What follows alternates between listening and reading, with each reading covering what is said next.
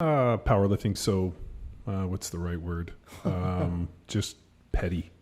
Like you made a point about like talking shit and like this, like it's, I mean, but it goes back. I mean, I remember, we interviewed Fred Hatfield, and the old powerlifter that trained me was the guy, George Zangas.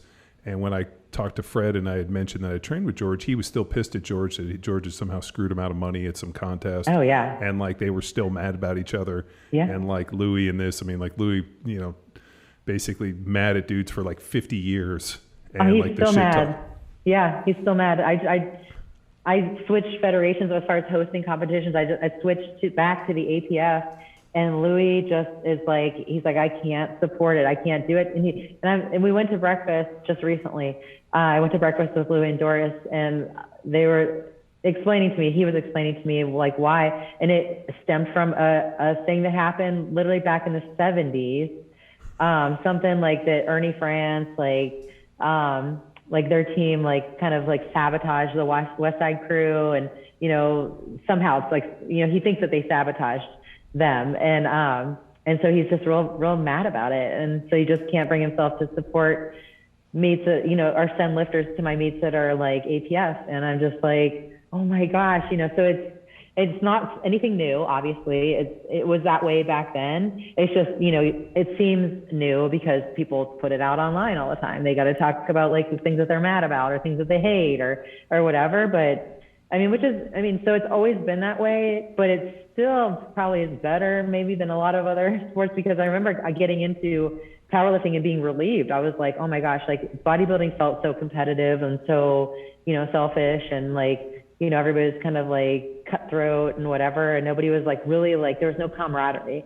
And so when I switched to powerlifting, it felt a lot better. So, I think what we see is like, people like, being hateful or this or that. But for the most part, I think that especially people that are really good lifters for the most part are genuinely kind and like giving to other people. Like, 'cause you're just not going to make it to the top if you're like kind of a jerk and like, and burning bridges everywhere you go, Yeah, no, it's something I could never figure out. I mean, it's like professional boxing almost.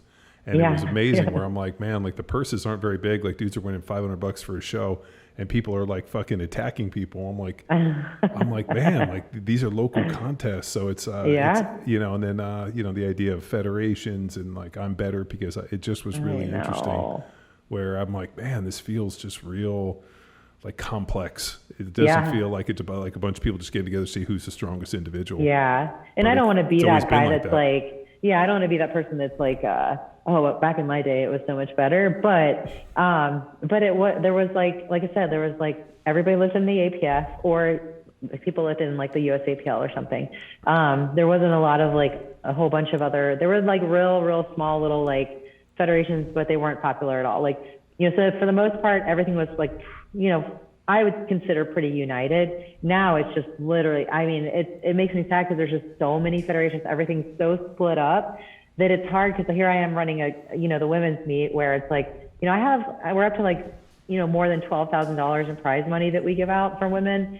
Yet I get a lot of top lifters, but I'm so surprised that I don't get more. And it's just mostly because like people will pick this federation that like, this is the federation that I'm loyal to, these other federations. So it's like, I don't know. It's just, it's a bummer in that regard. I wish it was a little more united like that, so that you could go to a competition that's big and actually compete against all the top people in the country or in the world that are in your weight class. Now it's like, you can go to a national championship or a world championship for a federation, and and there's just really not many people in your class, so it's not as competitive in that way. That's what I loved about, that's why I wanted to be in the WPO back then, because it was literally like the top people in the world will be at this meet. There's, no other thing, Freight train and I'm right on track, I'm smoking.